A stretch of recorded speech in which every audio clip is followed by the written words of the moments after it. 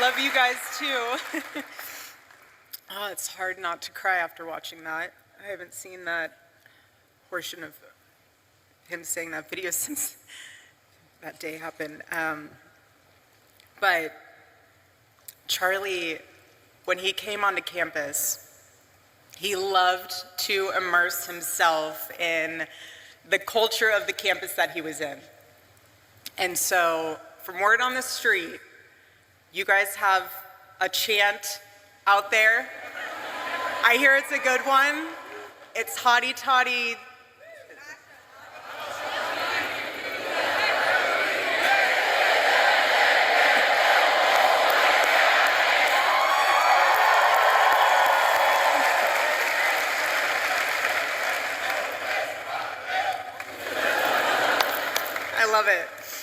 I love it, but it's a tremendous honor and blessing to be on stage today, and this is what Turning Point USA is all about.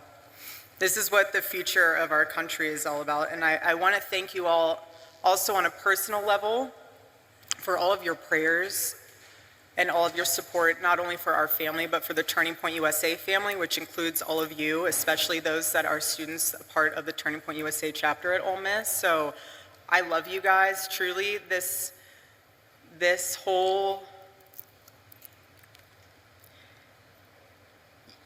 you guys have no idea how helpful it is to have all of you in my life, because you help me feel even more deeply connected to my husband. And I thank you for that. I thank all of you for that.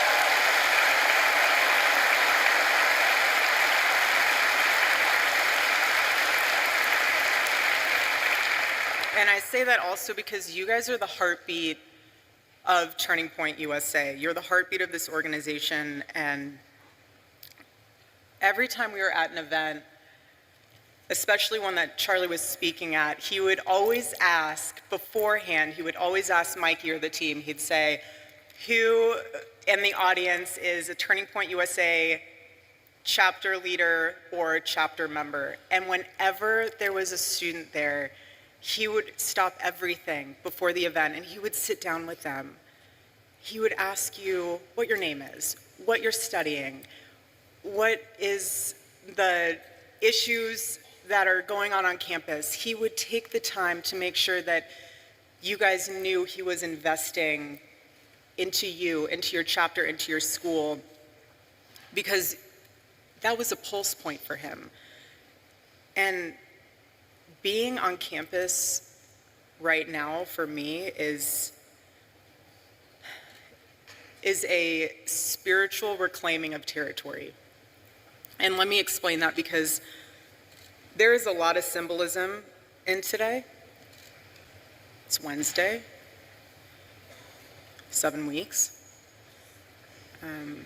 And the more that I am coming to grips with the permanency of this nightmare, the more that I'm starting to realize and witness that the enemy, he doesn't want you, he wants your territory. He wants your influence.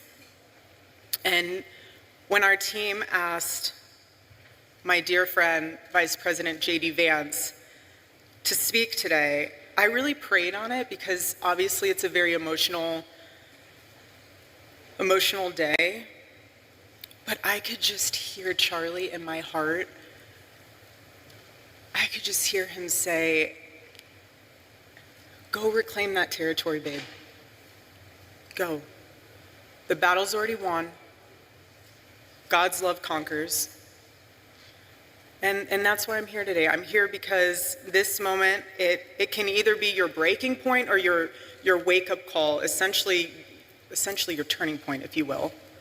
And at this moment, every single one of us has a choice to make, whether we stand for freedom or we're just gonna fall for everything else. But I want to encourage you, especially the students here, find your voice. You are the courageous generation. That's what you are. All of you. Gen Z, you are the courageous generation. Hear me when I say that. My husband believed that to his core. That's why he went on campuses. That's why he was trying to reach you. You are the courageous generation. Own it. Make him proud. And students beyond Ole Miss, if you are pursuing a chapter on your campus, harness this amazing opportunity to advocate for something that you truly believe in. And express it in the most articulate way of what exactly you're advocating for. You're advocating for America, you're advocating for freedom of speech. Because our chapters on high school campuses, I love it. Charlie was so excited when he named the programs for high schools. He said, we're gonna name it Club America. Because he goes, who could hate that name? It's the perfect name, Club America, and he loved it. Who could be against it? And I want you to know that if you are trying to start a chapter, I'm with you, we're with you, Charlie's with you. You have an arsenal of Turning Point USA staff members that are with you. But I also, what I've been able to sit back and witness is the leaders that have stepped up to ensure that chapters can happen. For example, I don't know if you guys saw what happened earlier this week with Governor Ron DeSantis, which is amazing. I want to give him a massive shout out because he said, we're announcing a partnership with Turning Point USA. We want to make sure that all high schools in Florida, anybody in a high school that wants to start a Club America chapter will be able to do that. There will be no impediments to that, and certainly no discrimination. That's amazing.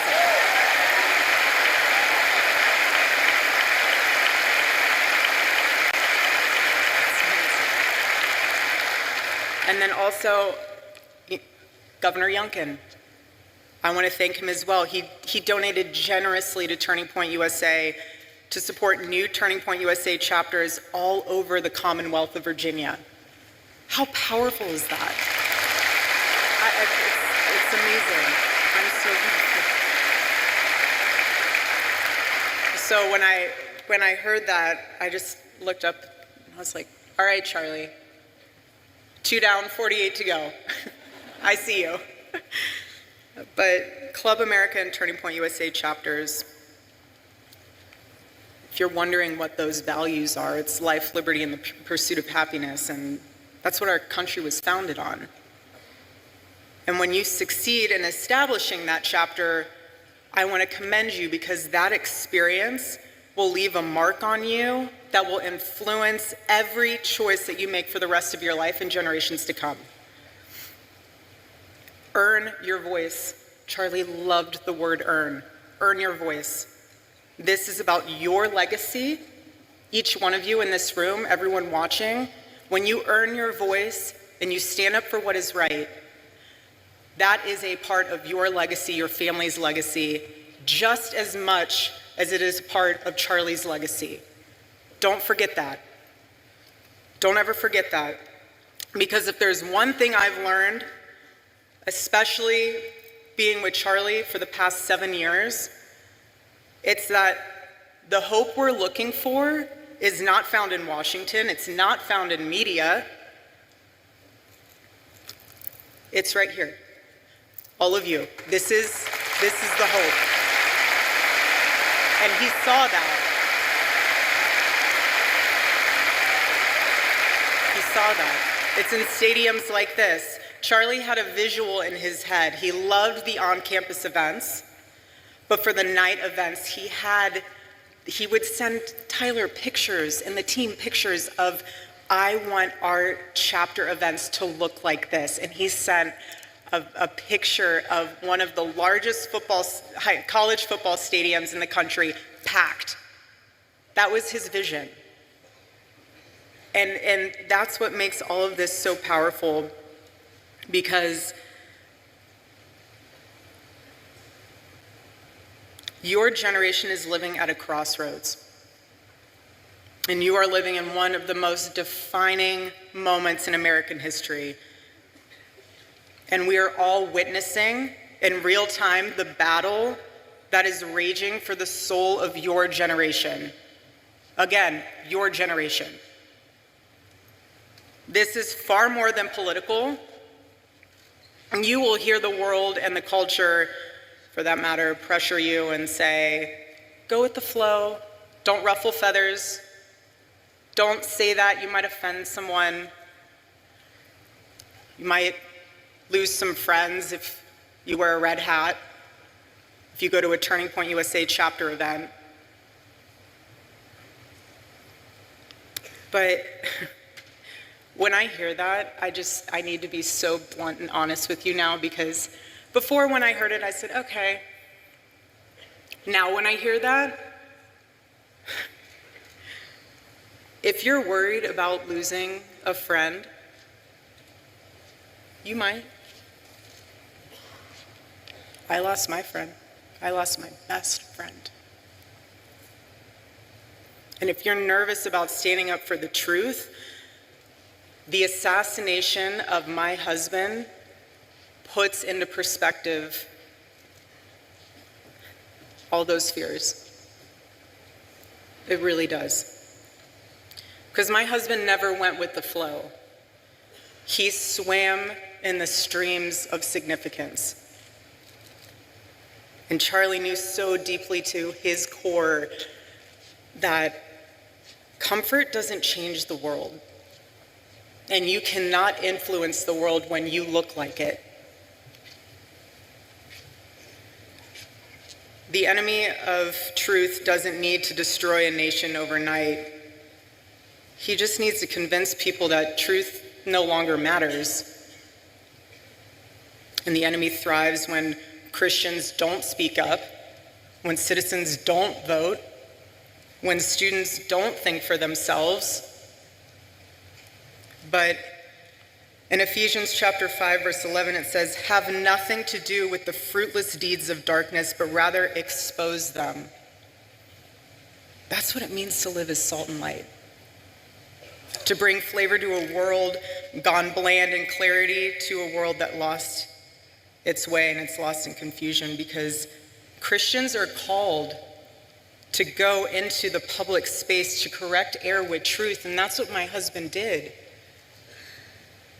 When he would sit there with his microphone, I got to watch this evolve over the years. At first, he would hold the microphone the whole time. He would listen. Then as the years went on, he would put the microphone down, and he wasn't listening, he was hearing. He was absorbing what the students were saying and what they were asking. He was engaging. He was calm. He wasn't combative. He never insulted. He just wanted you to think. Again, like I said, he never told you what to say. He just wanted to challenge you so that what your convictions were, you actually understood why you had them, rather than they being talking points because your professor told you so or your friend told you so. He wanted the best of you because he demanded the best of himself. And Charlie would say this all the time: your rights don't come from the government, they come from God.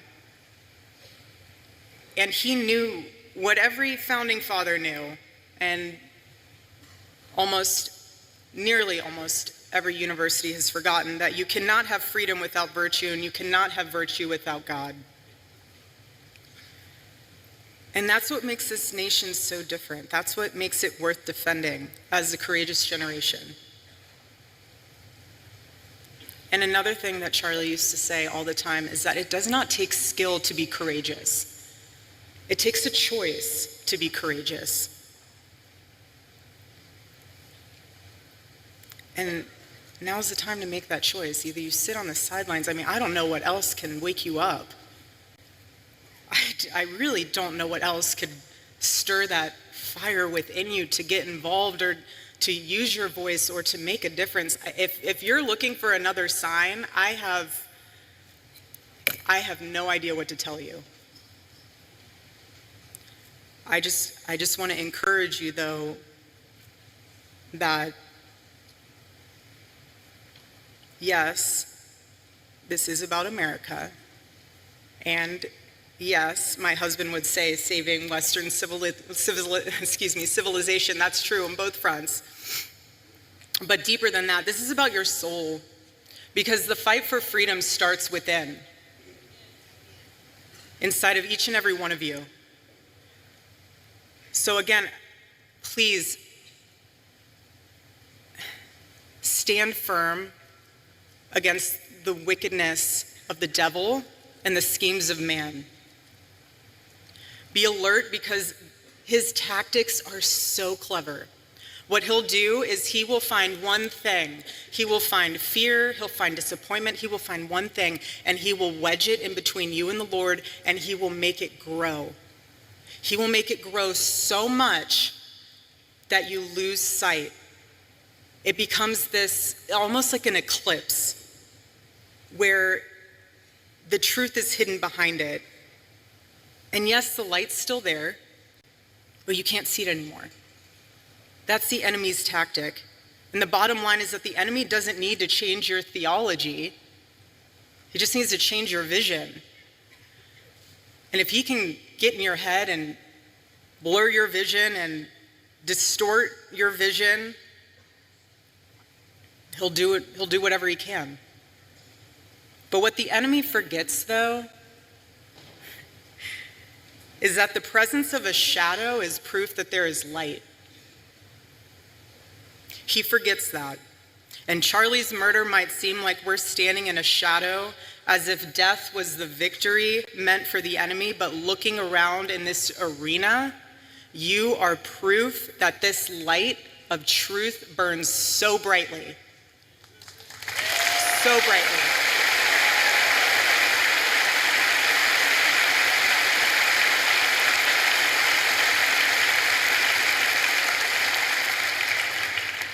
The Lord is calling you to rise.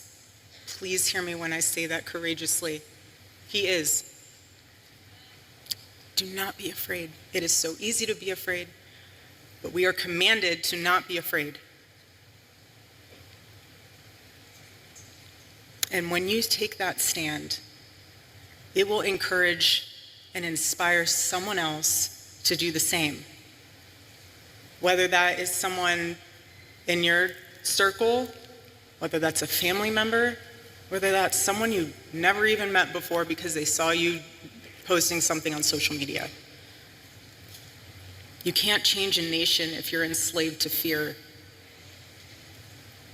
And you can't call out corruption if you're still chained to comfort. And you can't stand for truth if you first do not kneel before the Lord.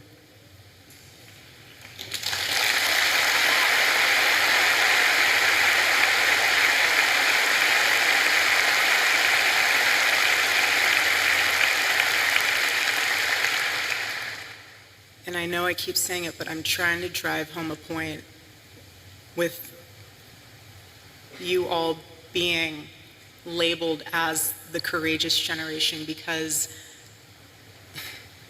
this generation will decide if America remembers who she is or if she'll forget. And I believe with all my heart that God placed you here and now in Ole Miss, not by accident, but by assignment. There is no mistake that you are here in this stadium and arena today. No mistake. God doesn't make mistakes. Doesn't make mistakes. And when being on this campus, I think of 18-year-old Charlie, who would always say, you know, when I started this, I had no money, no connections, and I had no idea what I was doing. But what he did know what he was doing was that he was obeying the Lord. He was obeying what the Lord had placed inside of his heart to fight for. He did.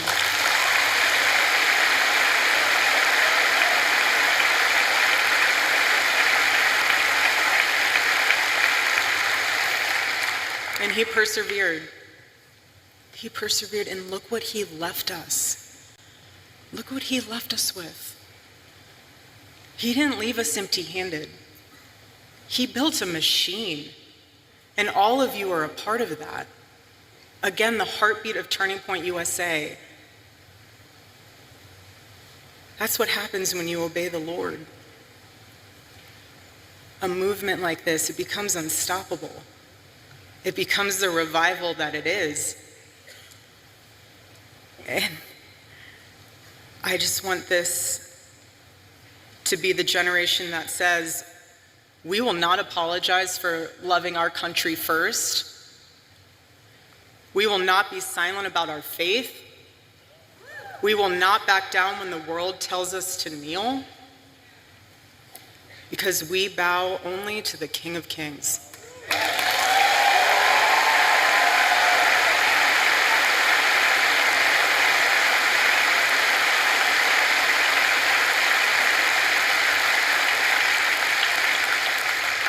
And it's from him that we rise.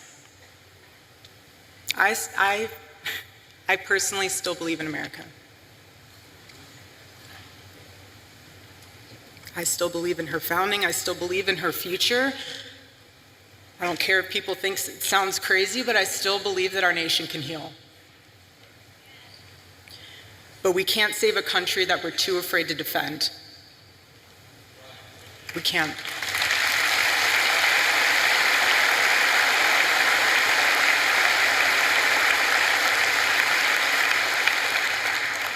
On a more personal note, when we first moved into our home, inside of our bedroom, I had on the side wall, when you walk in, it was above the bookshelves, it says, on two framed pieces of paper, it says, "They will be known by the boldness of their faith." And when I hung that, as many women can attest to this, when you hang things, you see them all the time, you just kind of go about your life. And so, being in the position that I am now, it took me a while to even just make it back into our bedroom. I used to sprint from the opening door into the bathroom and sprint out. I was not ready to walk into our bedroom yet. And when I was finally able to sleep in our bed for the first time, I slept on his side of the bed. And I noticed, because he had to sleep a certain way on his side, facing the outside of the bed, because he had a bad back. I'm sure most of you didn't know that, but he had a really bad back. Anyways, so it's also why he wore compression socks too. I know a lot of people are like, why do you wear compression socks? Circulation.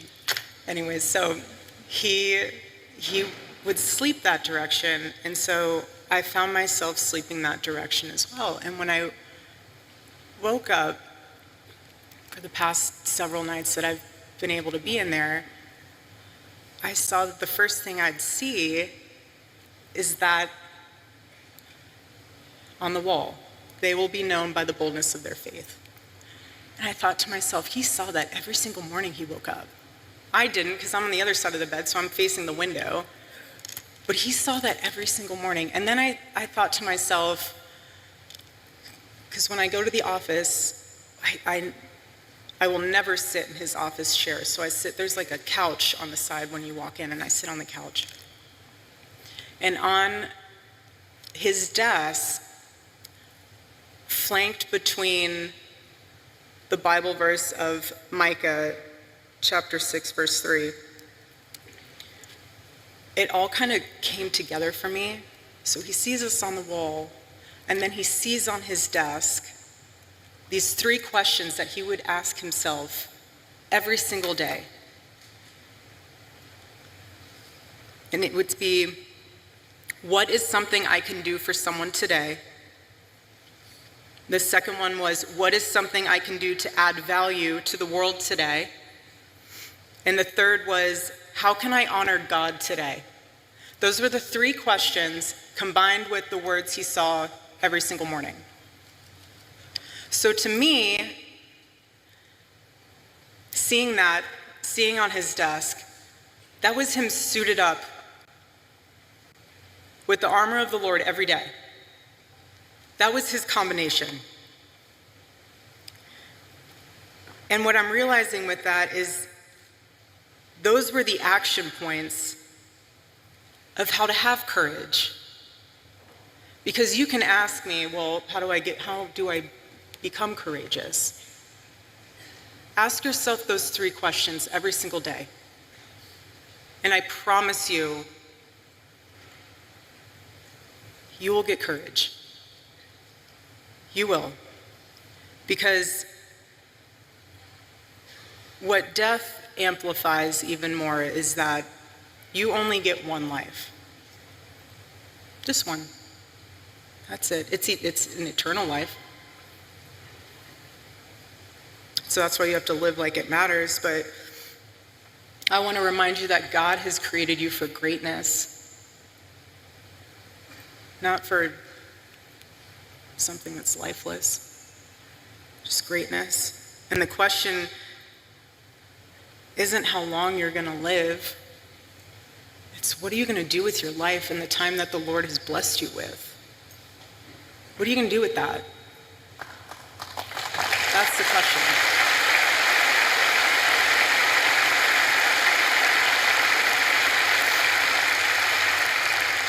And when you get to the end of your life, will the Lord be proud of what you stood for? Will you be able to say that you ran the race, that you fought the good fight? Or will you realize that you wasted your time that the Lord has blessed you with, chasing after things that didn't even matter?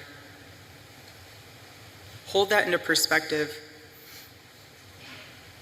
And remember, being the courageous generation that you are,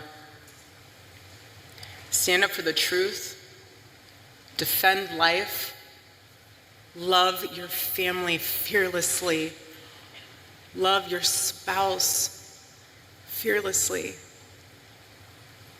love this country, defend her, and serve our God. And don't think that it's someone else's role to do it. You do it. You do it. Do it for Charlie. Do it for Charlie.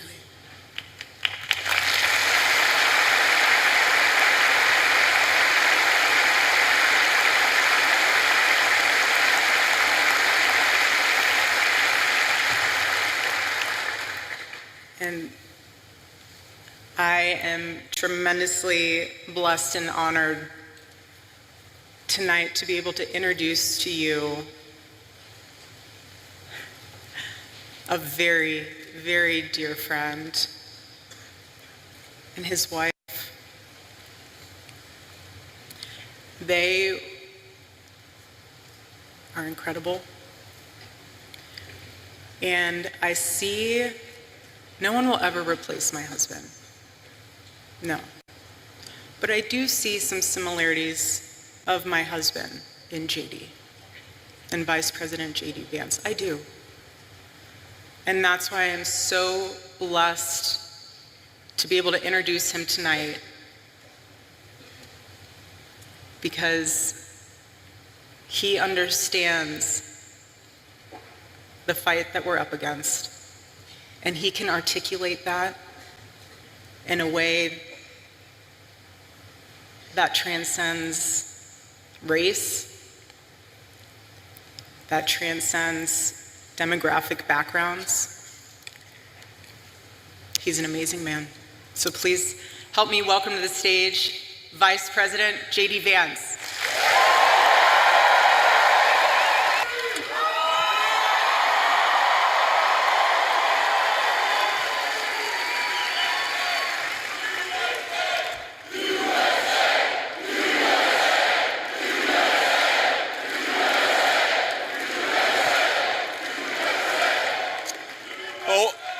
Oh, miss, I got a question. Are you ready?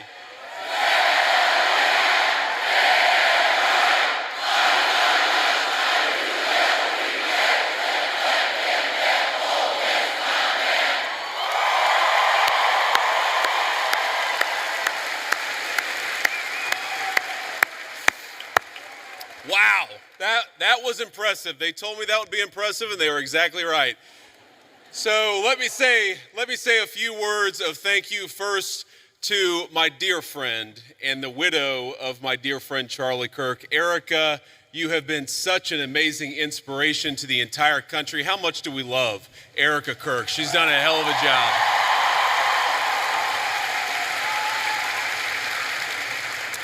I want to we have a couple of Mississippi senators here. We have both Senator Roger Wicker and Senator Cindy Hyde-Smith. Thank you guys for being here.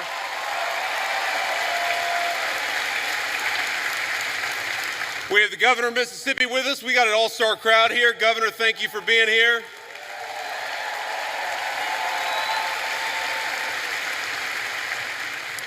And most importantly, we have got over 10,000 students from across Mississippi. We are proud to have you, and we know that you are the future of Charlie Kirk's legacy. So thank you for being here.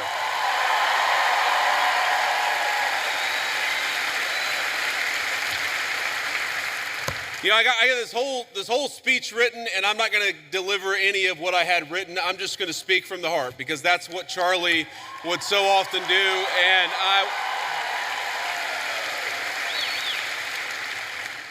you know, when I think about what we lost 6 weeks ago, it feels like forever ago when I was in a meeting in the West Wing, and one of my staff members came in and said that Charlie had been shot. And then I looked at my phone and I saw all the text messages and realized that my dear friend had been very seriously injured. Now, in the West Wing at that time, we actually thought that Charlie had a chance. We didn't know that he was eventually going to pass away. There were initial reports from the medical team that maybe things were going okay. And of course, eventually Charlie took his last breath and went home to be with his Lord and Savior. I remember thinking at that moment, first, of course, about Erika and the children. They've got their oldest, their daughter, is very similar in age to our youngest child. And I remember thinking, what a terrible tragedy for that family. And the second thing that I thought was, what a terrible tragedy for the United States of America. Because Charlie wasn't just a political figure. He wasn't just a guy who went around campus and said very interesting things and hosted all of these debates. He was a person who, particularly to the young people of this country, to all of you, he had the very best advice. And I think that's the most important way for me to honor Charlie, which is to repeat that advice, something I found true in my own life. Charlie wanted all of you, whatever life path you chose, whatever career you chose, whatever you ultimately did for a living, Charlie wanted you more than anything to invest in the things that were worth having, to build a life that was worth building. And that started, the most important advice he ever gave you was fall in love, get married, and start a family. And I can't honor Charlie without repeating that most important advice.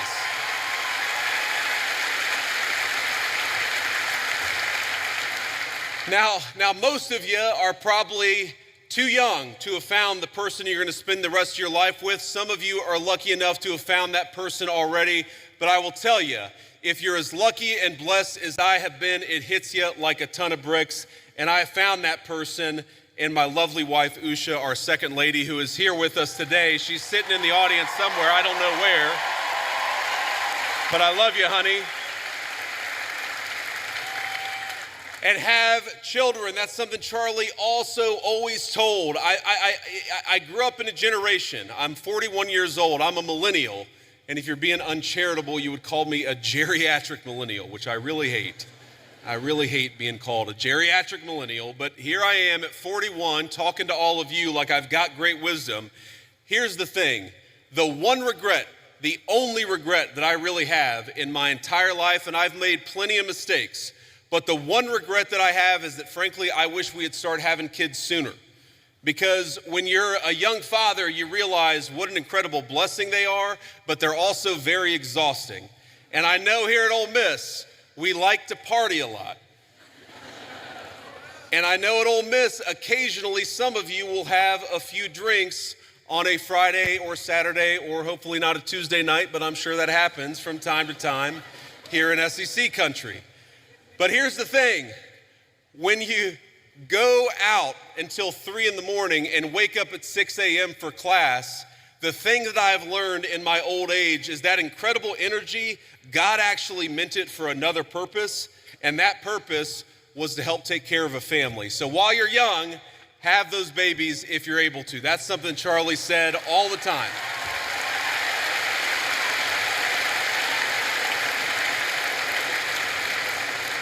But if you think of that advice, Charlie wanted you to get married. He wanted you to fall in love. He wanted you to build a family. He wanted you to find a vocation. That was the advice that he gave on campuses. But that's not just about you. That's also about our country and about our government. Because while you have the freedom to live life as you so choose, I have got a responsibility as your vice president to make the American dream as accessible as possible. And this is why, my friends, this is why we care about all the things that we care about. Why do I care so much about having a secure border in the United States of America? It's because I believe that when you let in a flood of illegal immigration, what it does is it drives down the wages of young people and makes housing unaffordable for the entire American population. That's why we closed down the border.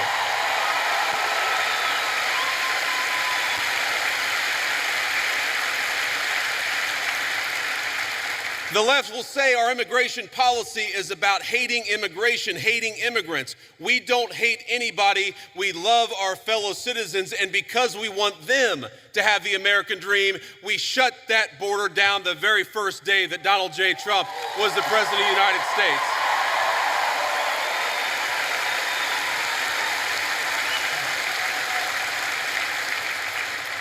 I care about you being able to afford a home, which is why we fought so hard to fix the broken policies of the Biden administration.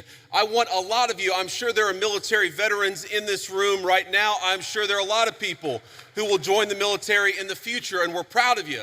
But part of America First is ensuring that we never ask you to go and do the American people's business unless it is in the interest of the United States of America, and that's how we honor the sacrifice of our troops.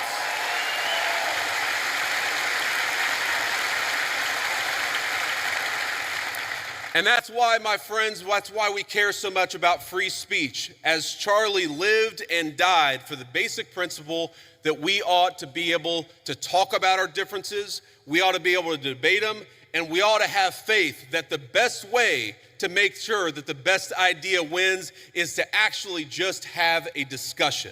And that is what this event is all about. That is what Turning Points USA is all about. And I am so proud, and most of all, I'm so grateful to each and every person, whether you're a Republican or a Democrat, for coming out and honoring one of the most important parts of Charlie's legacy, because we're going to have a discussion tonight, and that's what Charlie would want us to do.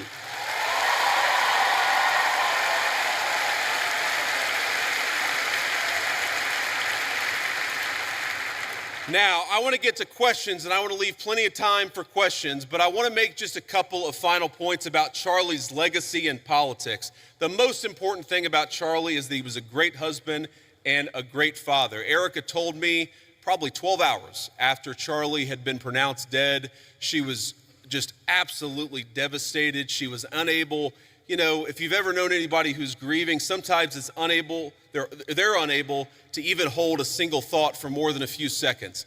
And what Erika told me, and I'm going to get a little emotional, is that she said that Charlie never yelled at her, he never cussed at her, and that to me is a great legacy to leave as a husband and a father, for your wife to be able to say that my husband was always good to me and Charlie was a good man.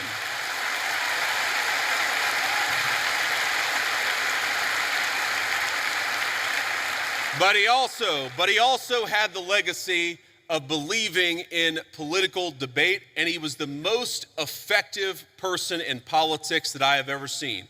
And by the way, that's not because Charlie always agreed with me and the president's policies. I remember one time in particular where Charlie Kirk called me, and guys, he was mad. It was one, I wouldn't say the last conversation that I had with him, but it was in the last few months of his life.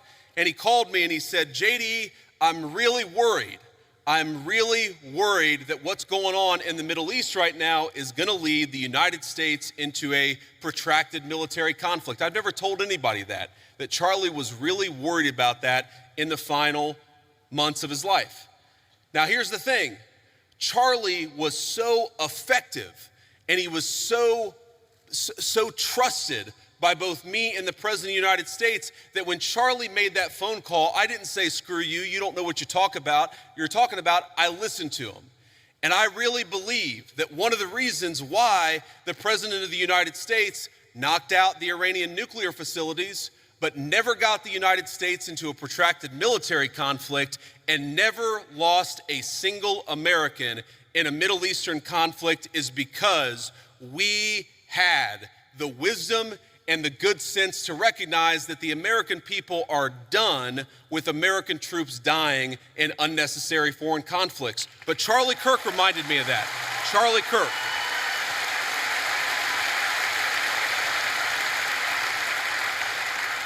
So that was a great moment for our country. It was a great moment for my friendship with Charlie Kirk, because friendship is not just about telling everybody what they want to hear. It's not just about agreeing with everybody all the time. It's about having the trust in another human being that you can tell them they're wrong and actually encourage them to change their mind. Or in that case, not necessarily even tell us that we were wrong, but make sure that we were thinking about all the options. And of course, under the president's leadership, we were doing exactly that. But Charlie was so good at that.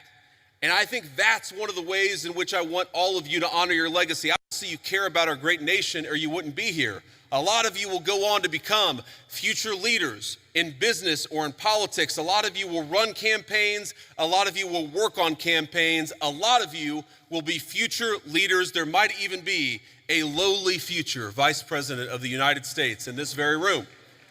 But here's the thing that I want all of you to remember. Charlie wasn't effective just because he had opinions. A lot of people have opinions. Charlie was effective because he was courageous, because he worked very hard, and because he made his vision a reality. And so if you care about this country, as I know all of you do, don't just complain about social media. Get up and get involved in a campaign. If you want a better policy outcome, even from an administration that you voted for, then get out and get involved and making your voice heard. If you care about this country, love it enough to get involved in the process and how we govern it. That is the only way we are going to save the United States of America, and that is perhaps the greatest contribution that you can make to Charlie Kirk's legacy is getting involved in saving this country. I'm in the fight, and I know every single one of you are with me. God bless you, and thank you for having me.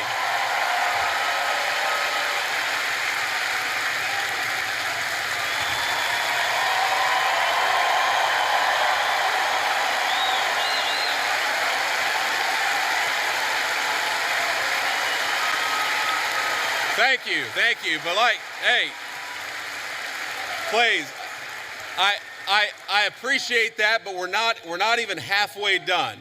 So here's, I don't know what you're saying, but it sounds awesome.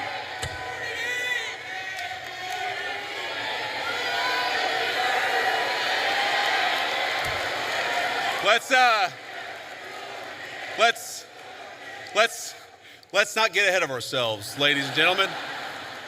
What we're going to do next is actually take some questions. And I remember one of my favorite things about Charlie, not that there aren't going to be some questioners who agree with me, but if you disagree with me, I would ask that you come to the front of the line, because we want to talk to people we agree with. We also want to hear from people we disagree with. It is hard for me to see because the spotlights are very bright, but whoever's in line, go ahead and ask your question. Oh, there we go. Okay, now I can see you. How you doing? Hi, Mr. Vice President. Thank you so much for being here. My name's Lucy. And I'm Ellie, and we're with the Turning Point chapter for this question. Thank you, guys. Yes. Can you tell us how your faith helps you in your role as Vice President? Well, I appreciate that. That is a very good question. And This is another way in which Charlie has affected my life. I would say that I grew up, again, in a generation where even if people had very deep personal faith, they didn't talk about their faith a whole lot. And I grew up in a country where you just didn't hear political leaders talk about their faith. But the reason why I try to be the best husband I can be, the best father I can be, the reason why I care so much about all the issues that we're going to talk about is because I believe that I've been placed in this position for a brief period of time to do the most amount of good for God and for the country that I love so much. And that's the most important way that my faith influences me. Is we all get a limited opportunity to make a difference. And if you believe as we believe, you believe that God, you believe that Jesus Christ has a plan. And sometimes we don't understand that plan. By the way, one way I don't understand that plan is why my friend lost his life 6 weeks ago. Sometimes I get pissed off about that. But what I remind myself is that there is a deeper rhythm, that Jesus Christ is the author of the fate of human history, and we are charged to do everything that we can to effectuate that vision, to make our country a more virtuous place, a more prosperous place where people can raise a family and not be persecuted for their faith, but teach their children their faith. That recognition that all of us have a duty. And I have two very important duties as Vice President of the United States, to the American people and to God, and that's the most important influence my faith has on me. Thank you.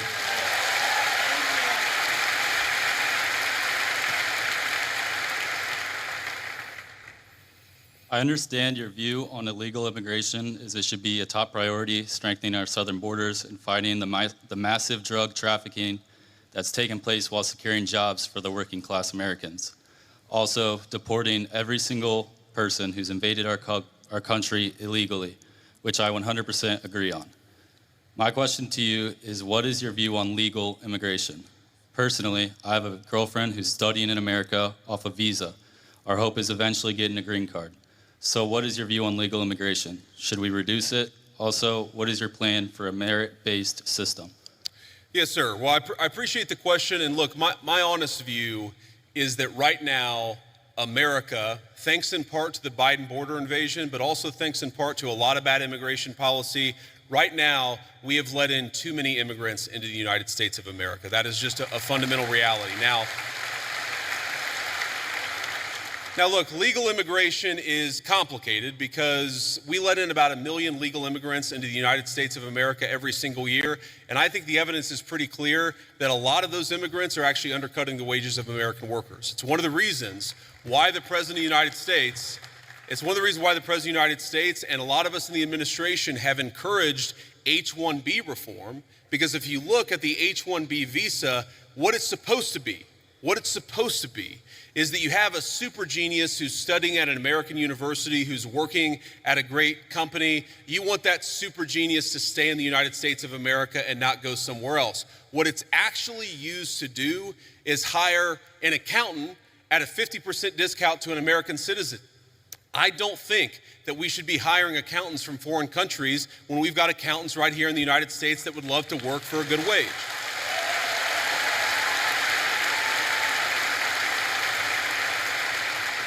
Now, you asked about, I think, your girlfriend, you said, and I obviously don't know the full details about your situation, but my view is, look, there are people who want to come to the United States of America, and some of them, I'm sure, can enrich the United States of America by coming here, but we have got to get our overall numbers way, way down. Too many people have come into the United States of America. I am married to the daughter of immigrants who came to the United States in the 1980s.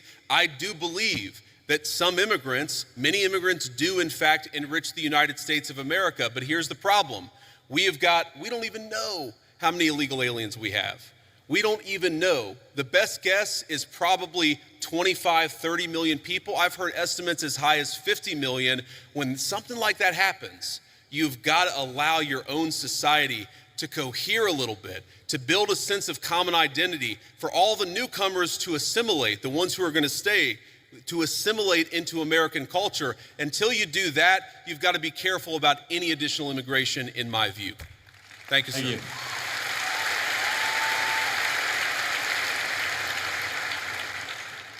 Hello. I have a question about Israel and Trump's policy towards it. Do you think it's a conflict of interest for Miriam Adelson, an Israeli donor, to give millions of dollars to his campaign and then Trump have pro-Israeli policies? Well, if you're asking, do I think the President of the United States has a conflict of interest? No, I do not, because I know how the President of the United States makes his decisions and I see it behind the scenes. Now, as the President himself has said, Miriam Adelson, who, by the way, I know and I have a very good relationship with her, she is very clear about the fact. She doesn't hide the fact that she really loves Israel, and that is part of what motivates her political giving. That is a reality. At the same time, the President of the United States is America first through and through. And let me give you just a couple of examples of this. Number one, we have heard from some pro-Israel voices, some people who really love the state of Israel, that they don't want us to have a relationship with certain Middle Eastern countries. Well, the president, his attitude is, we need to build relationships with any country where we have shared interests, and he's going to do it if it's in the interests of the American people, and he's done exactly that. Number two, there were people, and I remember this criticism of the President of the United States, I just raised it in the context of a conversation that I had with Charlie. I remember when people said that the President of the United States was going to get us into a multi-100,000 troop regime change war for Israel. This was 4 months ago, this was 6 months ago. Now, the people who accused the President of the United States of wanting to get us into a regime change war for Israel, I wonder if they stepped back and said, you know what, we were wrong about that, because the President of the United States did not want to get us into a regime change war for any other country. He wanted to knock out a nuclear facility and get everybody back home, and that's exactly what he did. So I understand there's some frustrations out there, but I think the President of the United States, more than any president of my lifetime, is willing to stand up to anybody if he thinks it puts the interests of the American people first. Thank you. Hello, Vice President Vance. How you doing? Good. I have a question. Do you condone large private corporations such as Palantir hoarding data caches on U.S. citizens? No, I don't condone it. And here's the thing. So I get asked about Palantir a lot because there's this internet meme out there that somehow I am super in bed with Palantir. And here's the thing that I'd say about this. Palantir is a private company.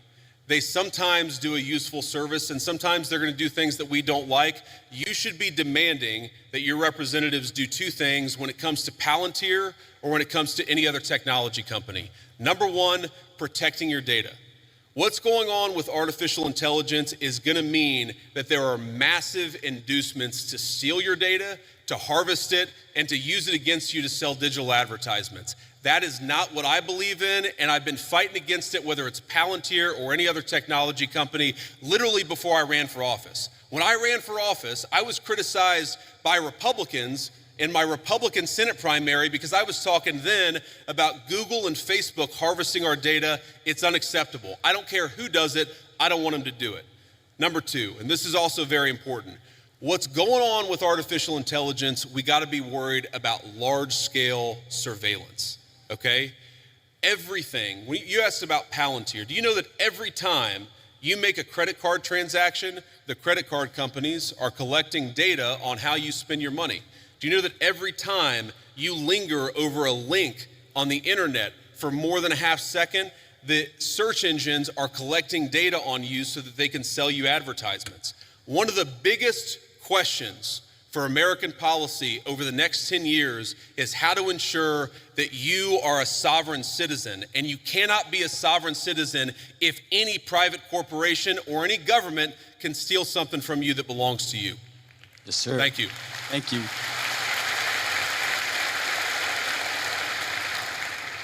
Vice President J.D. Vance, good evening.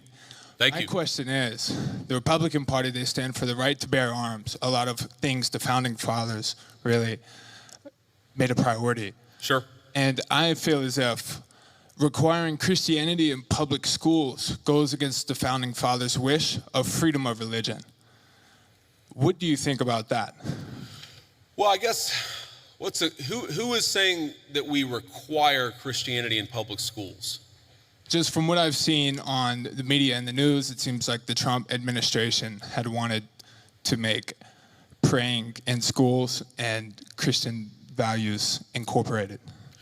Well, look, I think Christian values are a good thing, and I'll talk to you about why I think that's a good thing, but that's separate from forcing people to pray, which I don't think that anybody, certainly no Christian that I know, would ever support or ever endorse. And let me just say something generally about all the people. I see there's a big line, and I hope I can get to everybody's question. I remember when I was a sophomore in high school, I went to an event at my church, which was a book signing with Oliver North and Sean Hannity, the Fox News host. And this was back before, this was, I guess, 25 years ago. And so neither of these guys was maybe as big as they are today. And I remember standing in line, and I'm about to say hello to Oliver North and Sean Hannity. And I remember thinking to myself, I was so nervous. All I need to do is shake their hand, give them a firm handshake, and tell them my name. That's what I'm thinking. Firm handshake, tell them my name. Firm handshake, tell them my name. And I get to the front of the line, and Sean Hannity looks at me, and he says, "How are you doing?" And I totally panic, and I go, JD. Because I had rehearsed shaking and saying my name. My point is, I admire your guys' courage, and please don't be nervous. If you need to work through a question, think about it, speak it. We're all here to have a nice conversation, and we're all supportive of it. Here's the thing when you talk about forcing, I'm gonna answer your question, forcing Christianity, forcing people to pray. There's a liberal idea out there that I think is wrong, and that's that liberalism is the source of freedom of religion. And actually, if you go back to the original founding documents of the United States of America, if you go back to the Anglo legal tradition, well before there was ever a United States of America, what you find is that freedom of religion is actually a Christian concept. And the reason it's a Christian concept is very simple. Because Christianity, Imago Dei, the idea that we are all made in the image of our Creator, means that we must respect the free will of every single person. Now, part of that is you have a conversation with people. Having free will doesn't mean that you're not allowed to encourage somebody, that you're not allowed to talk to somebody about your faith, that you're not allowed to talk about certain values in school. When our founders talked about freedom of religion, they didn't mean you weren't allowed to say a Christian prayer in a public school or that you weren't allowed to talk about Jesus Christ in a public forum. They just meant that nobody could force you to profess the Christian faith. That had to come from your own free will. And I believe that, and I think every Christian who I've ever spoken to believes that the source is the Christian, the source of your faith, the Christian understanding must be your own free will. But here's the thing about Christian values. There are a lot of Christian values out there that I think that we've just sort of assumed and we've in fact taken for granted. Christian values are the idea that you should respect every single person as an individual, whatever the color of their skin, created in the image of God. That's a Christian concept. And in fact, it was a Christian empire, Great Britain, that abolished slavery to begin with. The idea that we should eliminate child sacrifice. What did the Christian settlers find when they came to the New World? They found a lot of civilizations that were murdering babies in weird religious rituals. It was Christianity that said we don't kill children just because they're somehow inconvenient to people. A lot of the things, human rights, the very idea that human beings have rights are a Christian concept. And so I'd ask you, my assumption based on the question is that you're skeptical of Christianity, or at least of certain public professions of Christianity. One of my favorite Bible verses is, "By your fruits ye shall know them." And I think that the fruits of the Christian faith are the most moral, the most just, and the most prosperous civilization in history. I make no apologies for believing that Christianity is the pathway to God. I make no apologies for thinking that Christian values are an important foundation of this country, but I'm not going to force you to believe in anything, because that's not what God wants, and that's not what I want either. So, Go ahead. with the school system, do you agree that there should be Christian implementation, or do you think that school system should be neutral and be focused on science, literature, reading, writing, arithmetic? Well, I reject the idea that anything is purely neutral. Okay, there are, for example, let's take a basic scientific fact, and this is a little spicy. I'm not trying to make this too controversial, but take the basic scientific fact of, can you take a pill to change your biological gender? Okay? Now that's something that 15 years ago, quite literally, every single scientist in the Western world would have said, absolutely not, that's crazy, and now people will. I think the premise of your question, I don't totally share it because I don't think perfect neutrality is possible. What is it? You talk about history. Was Christopher Columbus a great explorer, or was he a guy who committed genocide against the native populations? These debates, I'm happy to have them, but I reject the idea that there are truly neutral debates. Anybody who's telling you their view is neutral likely has an agenda to sell you, and I'm at least honest about the fact that I think the Christian foundation of this country is a good thing. Next. Okay, thank you. And for the pill you're talking about, what do you mean specifically? Are you talking about testosterone, estrogen? Yeah, I'm talking about hormone replacement therapy. That's what I'm talking about. Just to be respectful, let's keep it going. Yes, thank you. Have a good night. You too. Hello, Mr. Vice President. Thank you so much for giving this opportunity to talk here today. I did not agree with many of the things that you said right ahead of this, but I don't think that's my point to discuss here. What I want to ask is, you are married to a woman who is not Christian. In her Wikipedia, I mean, I just looked it up. I wanted to know what her faith was. I didn't know this before. But she still calls herself Hindu. You are raising three kids in cultural, racial, religious household. How are you maintaining, or how are you teaching your kids not to keep your religion ahead of their mother's religion? Or how are you teaching them that your kind, they're that kind who got here just few years or few decades ago is different or is better than your mom's kind who got here just a generation before? How are you balancing that? And when you talk about too many immigrants here, when did you guys decide that number? Why did you sell us a dream? You made us spend our youth, our wealth in this country and gave us a dream. You don't owe us anything. We have worked hard for it. Then how can you, as a vice president, stand there and say that we have too many of them now and we are going to take them out to people who are here rightfully so by paying the money that you guys ask us? You gave us the path, and now how can you stop it and tell us we don't belong here anymore? And one more thing, one more thing. Sure. Do you have to There's be— a lot there. I don't know if I'm going to remember all this, but I will try. I'm sorry. I had to say all of this, and please take it with due— I'm saying all of this with due respect. Go ahead, please. I have no intention of causing a scene here or anything, but— We're not close to causing a scene, don't worry.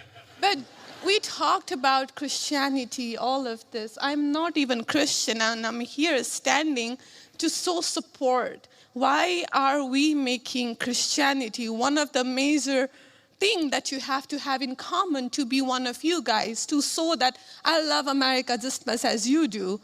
Why is that still a question? Why do I have to be a Christian? Okay, so there was a lot there, and I'm going to try to respond to as much of it as I can. So on the question of immigration, so first of all, I can believe that we should have lower immigration levels, but if the United States passed a law and made a promise to somebody, the United States, of course, has to honor that promise. Nobody's talking about that. I'm talking about people who came in violation of the laws of the United States of America, and I'm talking about in the future reducing the number of people. Sorry, what? May I continue on that? Because when you just said you are not stopping with the people who came here legally, right? But you are pushing out policies that hurt us. And these policies are not even solving the problems. These policies are just creating chaos. Ma'am. Okay, so again, I'm gonna finish answering the question, and then if I've answered all 9 of your questions in less than 15 minutes, then we can keep on going.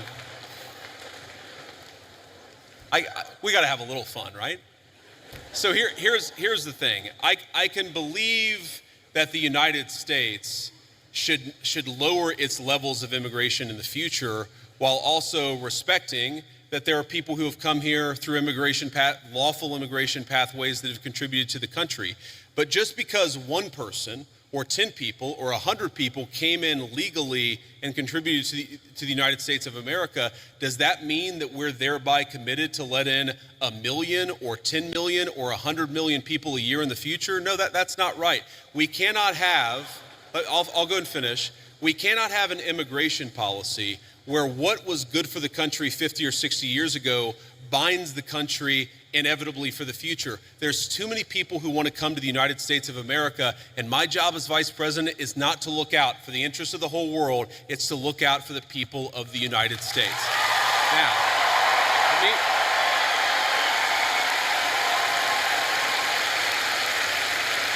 Now, you asked a personal question about our interfaith household. And yes, my wife did not grow up Christian. I think it's fair to say that she grew up in a Hindu family, but not a particularly religious family in either direction. In fact, when I met my wife, we were both, I would consider myself an agnostic or an atheist, and that's what I think she would have considered herself as well. You know, everybody has to come to their own arrangement here. The way that we've come to our arrangement is she's my best friend. We talk to each other about this stuff. So we've decided to raise our kids Christian. Our 2 oldest kids who go to school, they go to a Christian school. Our 8-year-old did his first communion about a year ago. That's the way that we have come to our arrangement. But, thank you. My 8-year-old was also very proud of his first communion. Thank you, guys. I'll tell him that Ole Miss wishes him the best. But I think everybody has to have this own conversation when you're in a marriage. I mean, it's true for friends of mine who are in Protestant and Catholic marriages, friends of mine who are in, atheist and Christian marriages. You just got to talk to the only advice I can give is you just got to talk to the person that God has put you with, and you've got to make those decisions as a family unit. For us, it works out.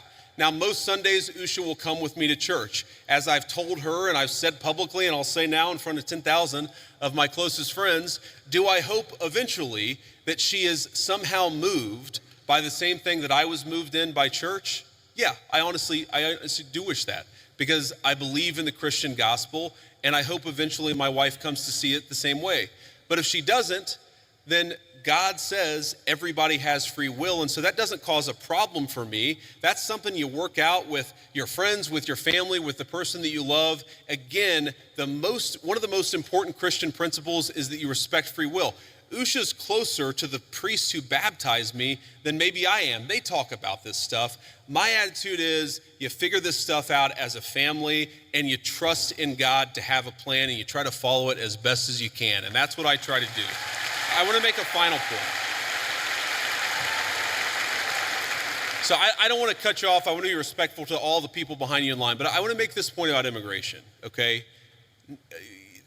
If you ask the question, what is the exact right number of immigrants for the United States to let in, it is just very specific on the context. If you go back to the 1920s, the United States passed an Immigration Reform Act that effectively cut down immigration to close to 0 for 40 years in this country. And what happened over those 40 years? The many people who had come from many different foreign countries and different foreign cultures, they assimilated into American culture. And there was an expectation that they would assimilate into American culture. I think we have 2 problems in our immigration system today. And my guess is you're probably a slightly more leftist political persuasion, liberal political persuasion, maybe not. But here's the thing. I remember back in my establishment GOP days, when I was still very early getting involved in Republican politics, I remember a conservative think tank person who told me that one of the reasons why immigration was really good is that if you had enough diversity in a country, people would mistrust each other and they wouldn't join labor unions. Okay? So when I see a lot of left-wing people who theoretically support organized labor saying we need to flood the country with a limitless number of immigrants, they're unwilling to set any limitations on it. My response to that is you are destroying the very social trust on which American freedom and prosperity was built. And that is really important to me. So the honest answer to your question, what is the exact number of immigrants America should accept in the future? Right now, the answer is far less than we've been accepting. We have got to become a common community again, and you can't do that when you have such high numbers of immigration, which is one of the reasons why we have the immigration policy we do. Thank you. Next.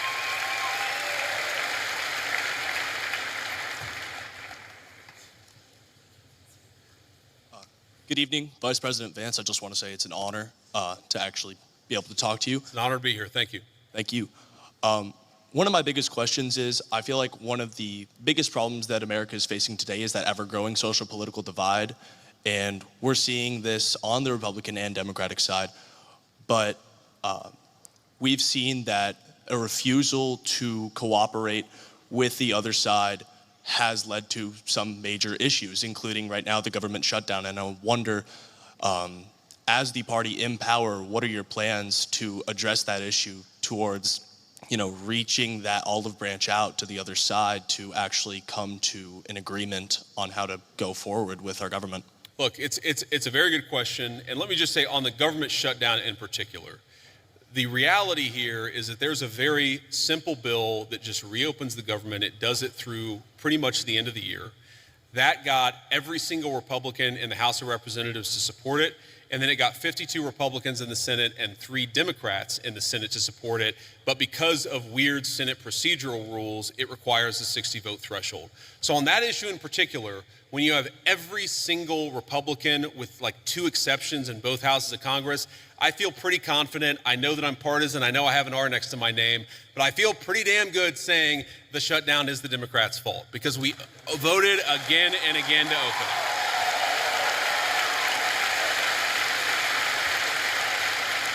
Now, but there's a broader question there, and I think most Americans, whatever their political persuasion, would actually like the country's political parties to work together better to solve the problems. And look, and I agree with that. And my approach when I was in the United States Senate was to try to find some issues where we could agree with the other side on and try to work with them on it. And let me give you one example. I really worry about concentration in the corporate sector. I worry about big corporate monopolies. I worry that when you have only 1 or 2 companies dominating an entire sector, it's bad for liberty and it's bad for prosperity. So you may be shocked to hear this, but I actually worked with Elizabeth Warren on some anti-monopoly stuff when I was in the United States Senate. But here's the problem. The problem is there is actually a lot of things where we could work across the aisle. There are a lot of President Trump is in my view, you haven't seen organized labor ever get behind a Republican, at least in 100 years, like they have behind Donald J. Trump. There are a lot of areas of common ground on that question. The problem is, as reasonable as some of these people can be in private, in public, the current obsession of the Democratic Party in leadership, I'm not saying every Democrat in the country, but the current obsession of every Democrat in Congress is get President Trump, fight President Trump, attack President Trump. It is impossible for us to work across the aisle unless a person is willing to put down their partisan sword, shut the hell up about fake scandals related to Donald Trump, and actually work with us. That's the way you make this happen. Next. Thank you. Thank you. Next. I'm going to try to get through as many as possible, guys. Thank you. Good evening, Mr. Vice President. Hello. Hi. I actually drove here all the way from Memphis, Tennessee. Go Tigers. So I'm sure everyone here is aware of the Memphis Safe Task Force that has been in the city for about a month now, and I checked a little earlier. As of this morning, I believe they've arrested 1,700 people and seized about 300 illegal guns. So I want to ask, how does this law enforcement objective jive with Attorney General Pam Bondi's pledge to make the Department of Justice a more pro-Second Amendment Department of Justice? Because I'm sure most people in here support the Second Amendment. So how can Republicans and this Department of Justice use the current gun laws that are on the books that a lot of pro-Second Amendment advocates disagree with, that we wanted to overturn in the big beautiful bill, but we didn't get it? Yeah. So I understand the question. And by the way, I supported some of those changes in the big beautiful bill. I know the President of the United States did too. We didn't have the votes to get them in there, and that's as simple as that. But I know exactly what you're talking about, because there were a couple of issues in particular. I talked to some of my Second Amendment friends. But here's the basic issue. We don't want people who have violated the law, who have committed felonies. The Second Amendment, like every other amendment, it's about due process. It's that you don't have your rights violated unless there is due process of law. If you're a person who's committed 4 felonies and a court has lawfully ordered that you shouldn't have a gun and you're running around with a firearm, I don't have any problem with law enforcement saying you don't get to have that firearm that is illegally possessed, illegally obtained. I think that's basic law and order. Now again, if you had, if you had somebody come in and say, well, we don't think that person should have a firearm, but they haven't violated any law, that's a totally separate question. That's not what we're focused on. What we're focused on is violent crime and people who have violated, the bodily autonomy of another human people. A person who has committed an act of violence against one of their fellow citizens, we're going to clean up the streets, get those people off the streets, and make America safe for the American citizens again. That is our entire law and order policy, and I think we're doing a pretty good job at it. Thank you.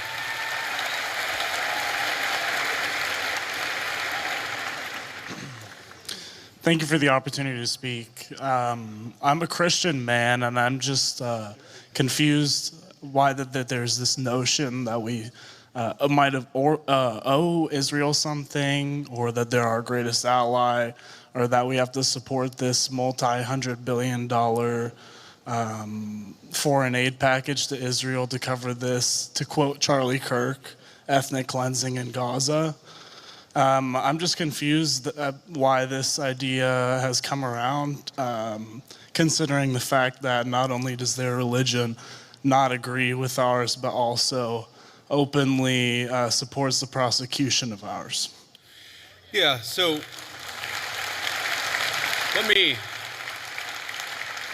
let's say a few things about this. First of all, when the President of the United States says America first, that means that he pursues the interests of Americans first. That is our entire foreign policy. And that doesn't mean that you're not going to have alliances, that you're not going to work with other countries from time to time. And that is what the president believes, is that Israel, sometimes they have similar interests to the United States and we're going to work with them in that case. Sometimes they don't have similar interests to the United States. And this example, the most recent Gaza peace plan that all of us have been working on very hard for the past few weeks, the president of the United States could only get that peace deal done by actually being willing to apply leverage to the state of Israel. So when people say that Israel is somehow manipulating or controlling the president of the United States, they're not controlling this president of the United States, which is one of the reasons why we'd be able to have some of the success that we've had in the Middle East. Now you ask about, sort of Jews disagreeing with Christians on certain religious ideas. Yeah, absolutely. It's one of the realities is that Jews do not believe that Jesus Christ is the Messiah. Obviously, Christians do believe that. There are some significant theological disagreements between Christians and Jews. My attitude is, let's have those conversations. Let's have those disagreements when we have them. But if there are shared areas of interest, we ought to be willing to do that too. For example, one thing I really, really care about is the preservation of the Church of the Holy Sepulchre in Jerusalem. Christians believe that that is the site where Jesus Christ was crucified, and also that his tomb is right there as well.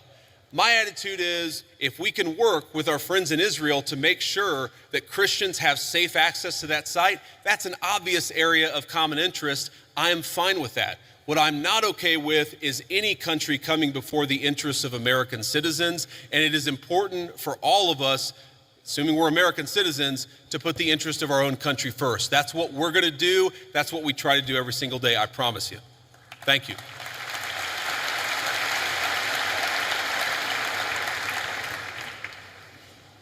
Hi, Mr. Vice President. I'm the president of our pro-life organization here at Ole Miss, Rebels for Life.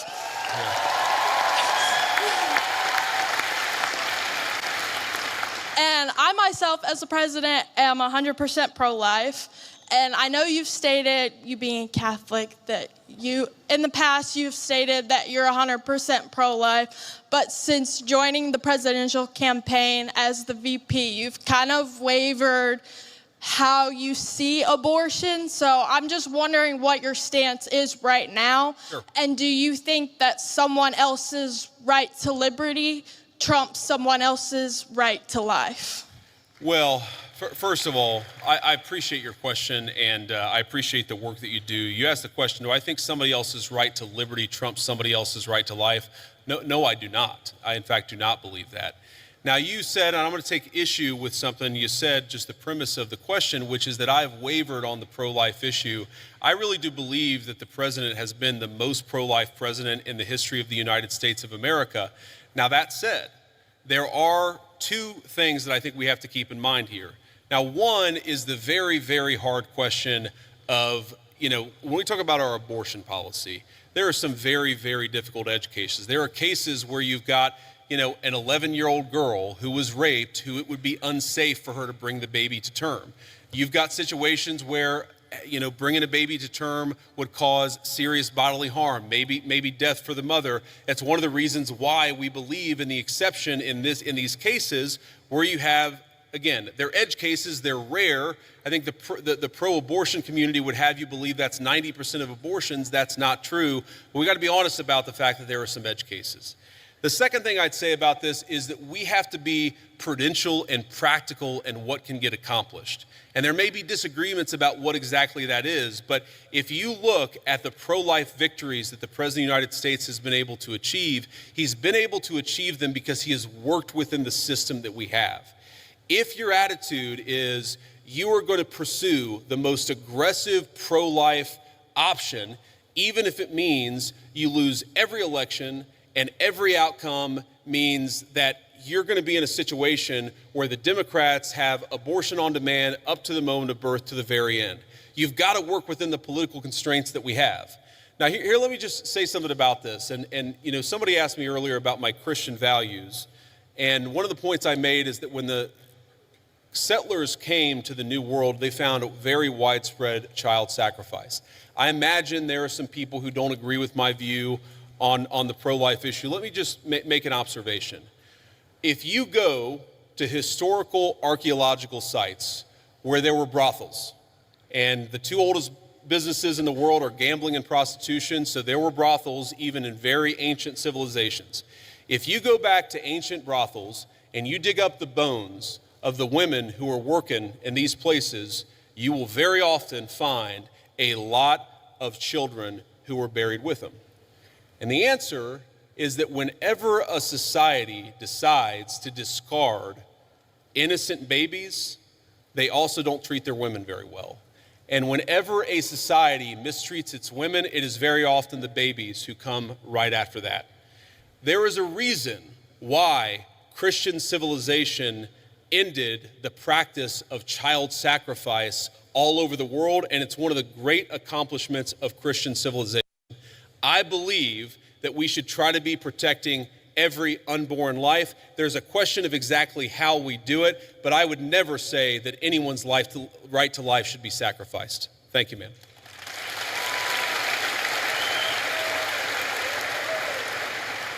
First, I just have to say I'm thrilled to hear you articulate Christian values on a stage like this, and to remind us that things we take for granted and things we value so much have a Christian origin. So thank you for that. I really mean that.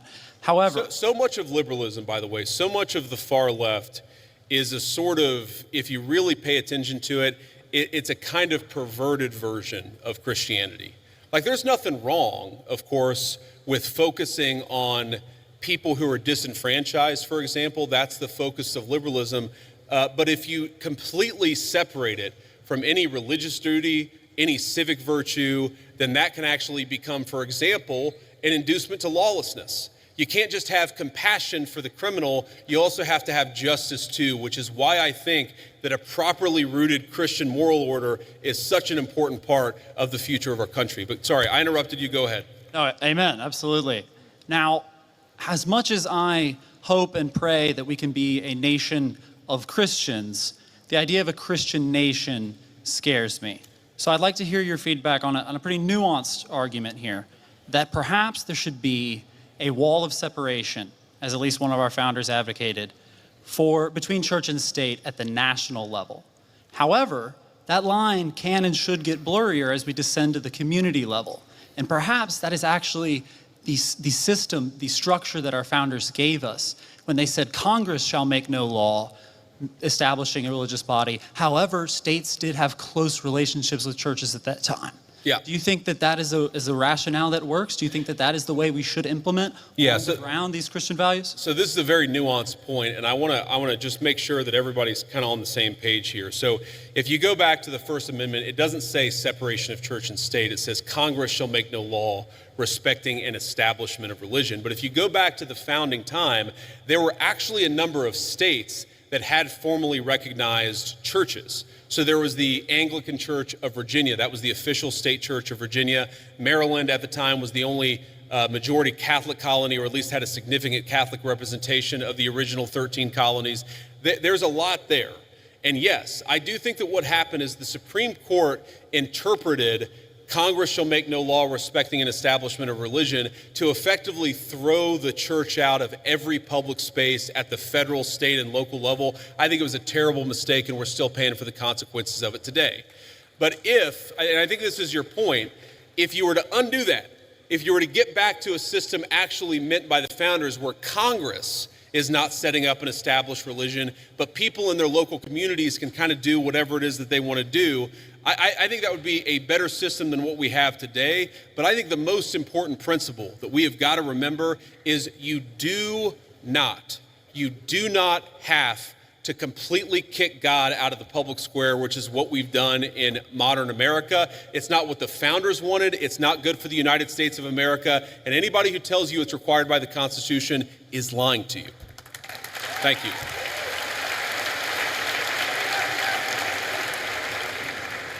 Hello, JD. How you doing today, man? Good. How you doing? In the wise words of Ricky Bobby, I don't know what to do with my hands. Don't feel bad. Neither do I half the time, man. Okay. First off, yeah, laugh it up. Okay, first off, I just want to say I am a huge supporter of the Trump administration. I was 3 months too late to vote for you guys, but if I could have, I would have. So I'm a huge supporter of you guys before I make my argument, but there is something you guys are doing that is kind of disturbing me a little bit. Okay, go ahead. Thank you. You guys have sent the military into Washington, D.C. and a few other cities that I can't think of off the top of my head, which first off, they've had wonderful results. Like no one can deny the results of that. It's wonderful. Some might even say the greatest. I'm a comedian. I like this guy. Who is this guy? Thank you, JD. I like you too. Now he's gonna ask the question about all the shit that we did wrong, but that's okay. Go ahead and ask your question. But yeah, I'm just wondering, well, it's not necessarily something you did wrong, but it's what could someone else do wrong? Let's say we get a complete tyrant in office, and let's say Turning Point USA is having a huge protest against, something really bad that we don't like, and let's say he's, a president is saying that it's getting violent. I'm trying to think, my mind's kind of blank. What is the difference between what you're doing and how could we prevent someone from abusing that power? Yeah, so look, I understand where the question is coming from, and I think it's a fair question. And it's going to sound like I'm being sarcastic, and it really is not meant in any offense. But when you talk about what could another administration do, to take a wild, hypothetical example totally off the top of my head, what if Joe Biden sent the Federal Bureau of Investigation to start arresting his political opponents? Okay? So here's something that I want conservatives, I want every conservative to remember. It's an important part of my entire political philosophy is we cannot be afraid to do something because the left might do it in the future. The left is already going to do it regardless of whether we do it. That is the takeaway of the last 40 years.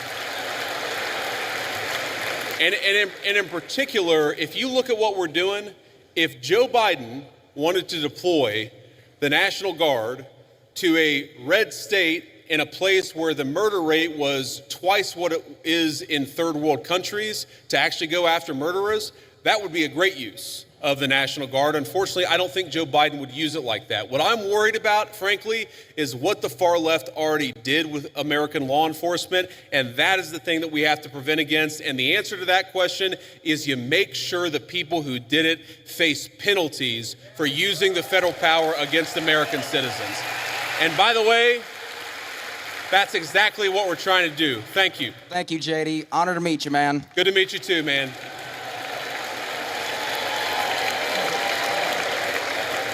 This will be the last question. Ricky Bobby, 2048. That's who I'm voting for.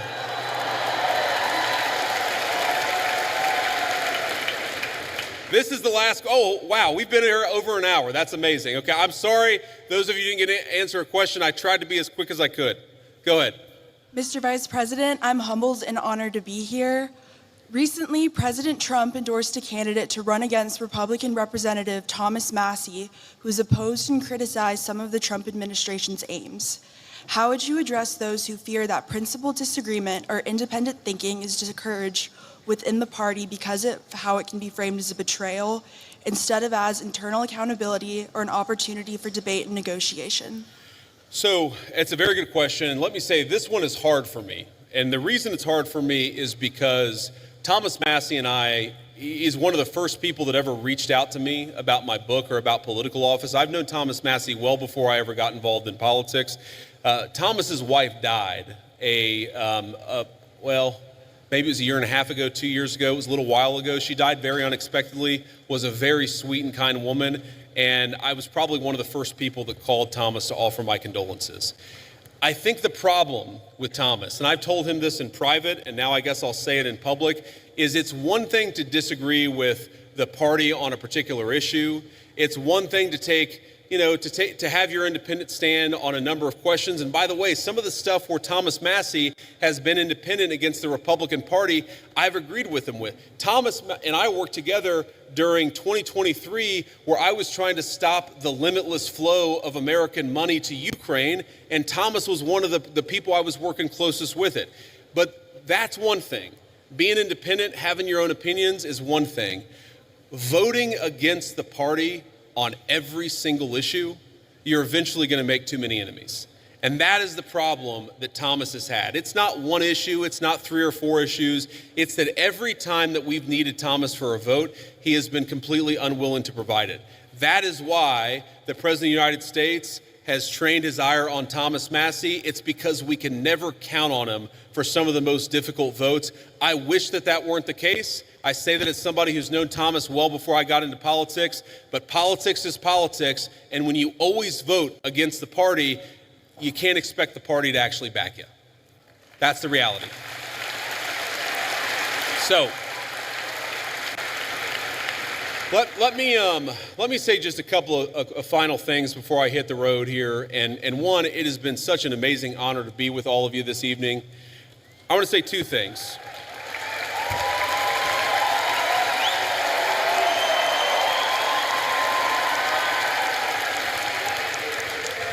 I want to say 2 things. Number one, when I was back in my agnostic days and I was thinking about returning to my faith, I remember talking to a friend of mine and actually talking about, a number of things. And he said something to me that was really interesting. And I was talking about all the things that were going wrong. I was looking to the future. I was talking about everything that was broken in the world. And I said to him, I said, you know, things are just really, really dark. And he said, and he stopped me in my tracks. He said, JD, you're right. There are a lot of things that are really dark out there, but despair is a sin. Now, I know not all of you are Christians, but for the Christians out there, I think that it is very important to remember that despair is actually a sin. It's okay to disagree. It's okay to criticize. It's okay to think that things aren't going well with a particular issue, but we are called to never give up hope. But I think one of the critical lessons of Charlie Kirk's life to his dying breath, this was a man who never lost hope in his Creator and never lost hope in the United States of America. So let's remember that and carry that forward as a way to remember.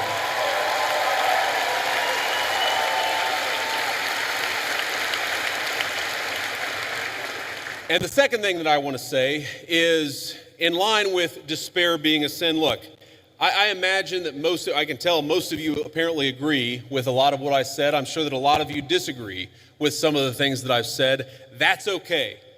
We don't need in our political movement people who agree with us on every single issue. We got a couple of questions about Israel. We got a couple of questions about the National Guard deployments.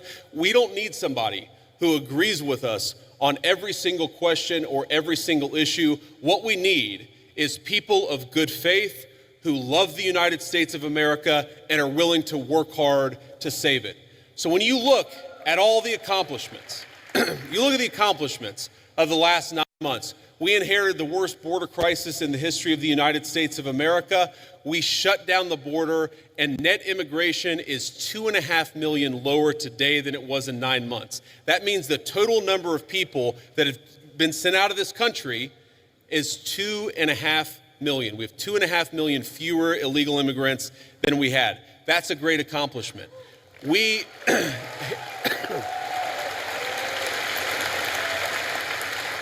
inherited a terrible affordability crisis from Joe Biden, and I'm not going to tell you everything's perfect because it was a real bad situation that we inherited, but inflation is consistently below economists' expectations, and we are chipping away at it every single day.